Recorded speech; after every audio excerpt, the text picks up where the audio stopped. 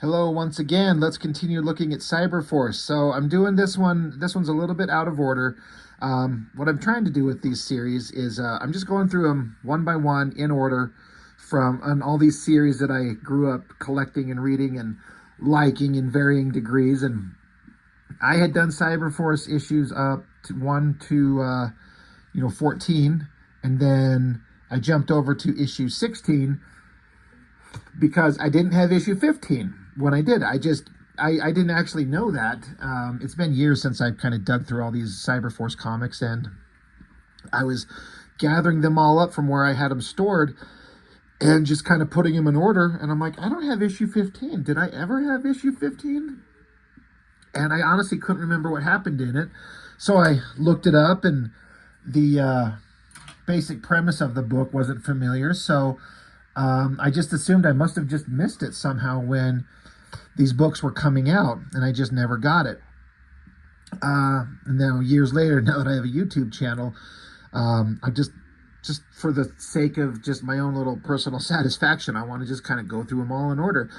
And on that Facebook page that I go to, somebody had this one, issue 15. I'm like, oh, great, perfect. I need it, so I got it, and here we go. We're going to look at it. And having flipped through this, I'm like 100% certain I never had this issue back in the day. So it makes me wonder how I missed it. If it just kind of came and went, and somehow I accidentally just never picked it up. But this is a continuation of the story from the last issues that Mark Silvestri drew on Cyberforce in its initial run. If you remember, I've done a video on them. You can go back and look. It's issues at least 13, maybe 12 as well, where it started, where there's some kind of I'm sitting here trying to summarize the story, but I don't really need to. It's really fucking boring. That ultimately that's the one big key takeaway is this is just boring, especially this story. And if you don't have Silvestri on art, it's just not the same. The main point of the story that was going on in this current storyline, this is like the third issue of it, is that Cyblade got transported back into ancient times with like knights in shining armor. And somehow we get some kind of connection to her French roots, which I don't think I knew she was even French until this stupid storyline. And the beginning part of the story was interesting in as much as it was Mark Silvestri drawing at least most of it. And when he's drawing Cyblade, the hot babe of the team with long black hair and the hottest body on the planet because it's Silvestri, fighting knights in shining armor and cybernetic robot warrior things. And it's kind of fun. But once he left on issue 14, I believe it was, and some fill-in artists take over, it's not the same. It's not as good. And, I don't mean any disrespect to the artists that take over these books. I mean, when you're not Silvestri, like, this is just kind of a generic, angry, what's his name, striker shooting guns. But it's still better than almost anything inside here. But, no disrespect meant to the artists. These guys all need room to grow. No one shows up fully formed. Very few people, comic book artists show up as good as they're ever going to be. I mean, I guess no one ever does, but some artists just show up and they're already just really, really, really good. And then they can just get better. But a lot of these artists in these image books in these early days, these artists that the big guys picked up and hired, like this is Top Cow, so it's Silvestri. So he picks up a bunch of artists. Top Cow, almost without fail, always had really good artists. Everything always looked good. But again, all of them had to start and kind of grow. So I thought, because like I said, I've already reviewed issue 16. I did that one. It's on the channel a couple weeks ago as of this recording. It was like the origin of Rip Claw. And it was drawn by David Finch. And I can't remember if I was saying, I think I was saying that I think that might have been the first issue that David Finch ever drew. He certainly got the cover But this issue is the first issue by David Finch. So I know that Finch had been doing some kind of like pencil assists in the previous books, maybe some background stuff, maybe some finished penciling over Silvestri layouts. It's hard to say how the division of labor is worked out when it says pencil assist, because it'll say in the previous books pencils by Mark Silvestri, and then elsewhere it'll say pencil assists by Finch and Michael Turner and all these other guys. So it makes me wonder if Silvestri would do the layouts, the rough layouts, and then hand it over to those guys to like finish it up, then hand it off to all the inkers and they finish it up. So I know that Finch has drawn pages in Cyberforce, but as far as I know, as far as I can tell, in this August 95 book, this is David Finch's first full issue. And it's really not that good. But at the same time, when I say it's not good, it's not representative of how good David Finch will get. Like, I'm going to be doing a continuation of the Moon Knight series that I did recently. And, this is David Finch's artwork here. And this is him he's just on fire. He's just spectacular in this stuff. But where he started here, again, these artists need time to grow, but it's still pretty damn good. Like, this background is pretty complex, but David Finch understands it. It's all kind of in proper perspective. The robed figures look pretty good. I'm kind of impressed with how quickly David Finch progressed, in my opinion, in my eyes. He just started out kind of okay, and they got better and better and better. He would have been the absolute #1 top best, top cow artist, in my opinion, if it wasn't for Michael Turner showing up and just blowing everybody's mind with Witchblade. But Finch was right there. Now Finch is still drawing, and he's still great to this day. Seems like a really nice guy. So he stayed in the industry forever. But his earliest work here, it's far from as good as he will ever be, of course. So it's not great, but it's still pretty damn good. But there's some rough spots. I like this medieval knight armor with the skeleton in it, the sword there, these hooded figures. And then the story, I gotta be honest, like, I was just like, oh yeah, this is the wrap up to that tale of when, like I was talking about earlier, where Cyblade went back in time with Chip, the human brainy guy that's been on the team since issue 1. And then they ran into a grown-up version of Timmy, the cybernetic kid that Chip built. So Chip's just a human guy, but he built a robotic kid named Timmy. Now they go back in time, and for some reason, there's the Timmy android, but he's like a grown-up adult version.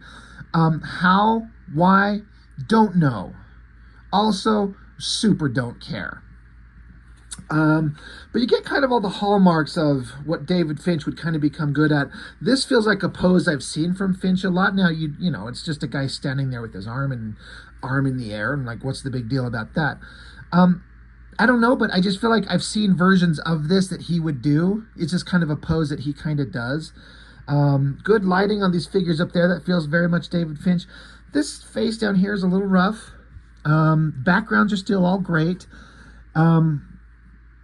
Finch was never good at drawing girls faces. It's a hard thing to do. And I feel like this is maybe, again, I don't know if Silvestri did layouts, or maybe he was looking at some Silvestri faces from previous pages. It's okay, but it's not great. But the story, you got Chip and Cyblade, they're back in time. This is the android Timmy that, is all grown up. Why is he in the past? I honestly can't remember. I don't think I care at all, because this is not an interesting story. They're trying really hard to make it interesting. So I'm just kind of looking at how Finch's artwork would progress. Kind of an okay female figure. It's kind of a tough angle. It's elevated, so we're kind of looking down on her, and the proportions are a little weird. Her arm over here looks kind of strange. Her arm over there looks kind of strange. Her upper body is kind of it's oddly shaped. The boobs are huge. The hips are kind of narrow. The pelvis is kind of long. The legs are kind of long. It's a tricky angle to get. And again, not everybody is Mark Silvestri, so The guy's trying really good. He's doing a lot of shadows and lighting and textures, and the inkers are all doing pretty good. There's a couple places where some of the inking on this is not the best, but they're trying to figure out why they're here and how do they get back into their own time and how do they get out of this ancient knights, you know, King Arthur type knights situation. Who cares? There's some kind of magical spear that Cyblade takes, and she has to channel her powers through. Once again, you get all these opportunities, especially in these Image comic books, to draw big, awesome images. You know, get to draw a big, sexy shot of the hot girl holding an axe, but I don't think the coloring on the weapons helping. It's just, it's not great. You know, I'm not digging it. I think the lighting, cross-hatching going on the face here, I get what Finch was probably trying to go for, but I don't think it works quite as well as it could right there. But it's all right. But, and then it just kind of more standard stuff. It's not super exciting. It's all competent enough. Whoever this bad guy is, he was in the previous page, that one where I was saying it looked like a standard kind of Finch pose. He's going to fight the android robot Timmy, who gets his face sheared off, so now he's part robot face. Gets his hand cut off, so he's got electric wires and shit popping out. I was like, is he going to electrocute him with his exposed wires on his robot arm? Oh, he is, right in his face. Good job, Robot Timmy. So he's barbecued. This is another shot where this face right there, where I can see what Finch was penciling, and I can't necessarily say that there's anything wrong with the way the inker put those lines down. All I can say is that I just think the entire drawing just doesn't work. I get what they're going for, but it just feels kind of blocky and rigid, and it kind of loses that organic quality that like Silvestri's so good at, and Finch would become really good at. It's okay, but that panel just stood out. I'm like, that kind of sucks. But anyway, to cover the evidence of their existence there, robotic Timmy guy has to blow himself up to vaporize everything, to wipe out the evidence, while Chip and Cyblade are gonna get the hell out of there and teleport their asses back to their own time. So a big page dedicated, almost all of it dedicated to some explosion. And the explosion's kind of fine, but feels like kind of like a waste of space on a page. Anyway, back in real time, we got the main, the cyber data villain guy. I can't remember what his name is. Zadrock? And Killjoy, and they're all looking monstrous and creepy and cybernetic and whatever. Look at this ad. Cyberforce origins impact. Like, we want to know the origins of this guy. I mean, I guess you could write a really good story. It's possible. Take any character that's kind of a blank slate like this, and if you're really creative and interesting, you could maybe write something interesting.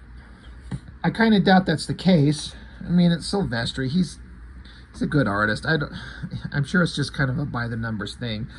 I think it was drawn by Randy Queen. I don't know who this Seltzer is, but I think it was drawn by that Randy Queen. It's not an artist I was particularly a big fan of, but a lot of other people were. Anyway, Cyber Data, they're talking, doing evil shit, and then we get a side, double page spread we got to flip over. And we get to see these stupid robotic monster things. These showed up in the issues, 2 issues ago or whatever it was that Silvestri was drawing. And, he made them look awesome. And then as the drawing is actually fine. But does this warrant like a center of the book, side page, spread, turn, stand up? Like, do we want to see these? I want to see a big heroic shot of good guys or some super hot babe or the villains looking incredibly monstrous and powerful, something impactful. These throwaway dork nobodies are pointless. This is a waste of a turn. Like, who cares? So, bad guys threatening other bad guys, don't care. I was noticing on this page, and I feel like the coloring's helping, but I feel like Finch was progressing on his pages. This shot of these like armored soldiers with their hands together shooting guns, all the technological stuff. I feel like Finch is really, I don't know, this starts to feel like the Finch that would be on Cyberforce in just a couple issues, because he progresses really fast issue by issue. I like that big close-up of the face. Like, that's kind of more impactful to me than this entire thing here, this close-up of this angry, evil face. That's pretty good. I mean, it's pretty standard, like, you know, Top Cow, Wildstorm, Extreme Studios type, you know, angry face, close-up. But it, you know, it's an opportunity to draw something cool, and Finch did pretty damn good. This was an interesting layout for another double-page spread. I don't mind, like, the very organic kind of loose box shapes for the panels down here with each character. Each drawing is mostly okay. Ripclaw's the best. Impact looks kind of weird. This kid's just boring. Old guy's fine. It's kind of an okay side face. So it's kind of interesting. The use of the negative space around it doesn't bother me. I know there's some reviewers and people that talk about they feel like it's just a waste of space. Like, this is how you get through a page, is by having less area to draw, which is a valid criticism. But I also think it kind of visually looks interesting. But the point would have to be to do a layout like this for a reason. And I don't feel like there's a reason here. It's just these people talking back and forth about the adventure everyone just went on. There's no reason for it. So it's not necessary, but it doesn't hurt anything, but it also doesn't help anything. So, and in terms of process, the word balloon placements are really weird in some places. Like, so it starts out with this guy talking here. There's his word balloon to him. Perfect.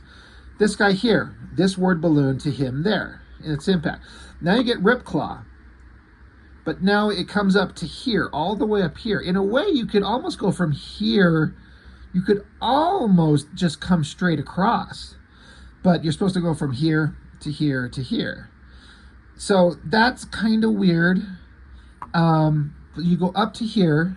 Now this is Ripclaw talking. And then the next dialogue balloon is down here to the girl, skipping the middle panel.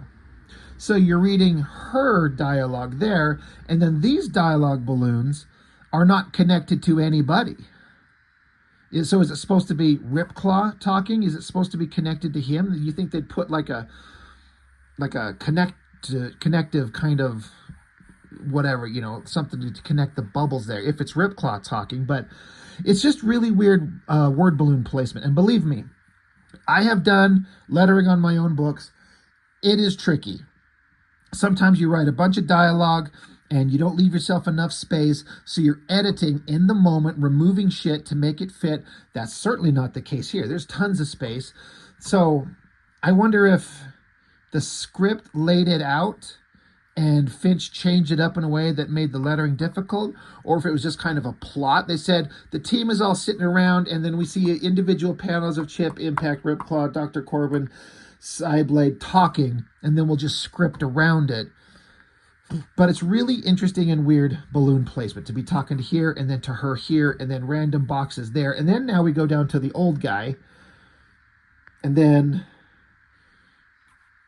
word balloons here pointing out off to who? Is it going to Ripclaw? No. So it was all very weird. And because I was super not interested in the story, I almost skipped over it. But then I started noticing it. I'm like, wait, this is goofy. This is strange.